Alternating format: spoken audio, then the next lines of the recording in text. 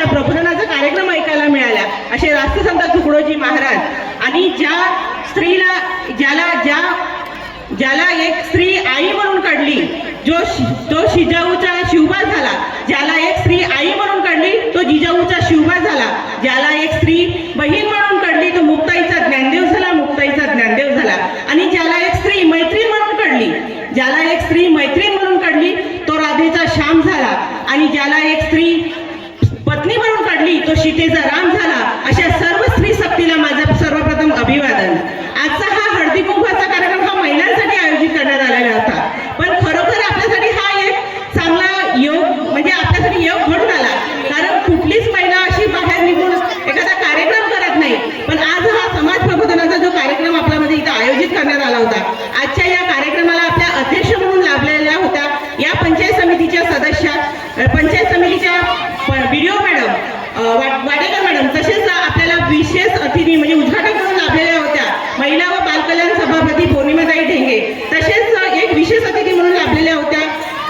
सविताताई कोडपे माजी सभापती, तसेच स्वतः पंचायत समिती सदस्य आणि या गावच्या पोलीस पाटील, या गावचे प्रथम नागरिक टेंभुर्णेजी आणि सर्व उपस्थित महिला वर्ग आणि लहान लहान बालकं आणि सर्व ज्या जयदुर्गा हायस्कूलचे जे मुलं ज्यांचे शिबिरार्थ मुलं आहेत ते सर्व मुलं विद्यार्थी मित्रांनो आणि मैत्रिणींनो, आजचा खरोखर आपल्यासाठी हा योग चांगला योग घडून आला आहे. मी आजपर्यंत महिला मेळावे खूप बघितले, पण आजचा महिला मेळावा आपल्यासाठी खूप खास ठरला आहे, कारण समाज प्रबोधन खास करून त्यांचं नाव आज मी घ्यायला विसरले, श्री जय जे गुरुकुलवरून आपल्यासाठी जे प्रचार करायला आले, खरोखर मी त्यांचा आभार मानते, कारण त्यांच्या वाणीतून आपल्याला काय आहे आपला राष्ट्रसंत तुकडोजी महाराज काय आहेत हे कळलंय, आणि खास करून त्यांची चमू. आज त्यांच्या चमूकडे बघितल्यानंतर आपल्याला काय वाटते, आपले मुलं खरोखर असे करतात का? आज त्यांचा चमू बघितला तर आपल्या मुलांची वय आणि त्या चमूतल्या मुलांची वय सारखी आहे. खरोखर त्या गुरुसाठी त्या चमूतल्या गुरुसाठी एकदा तुम्ही टाळ्या वाजवा,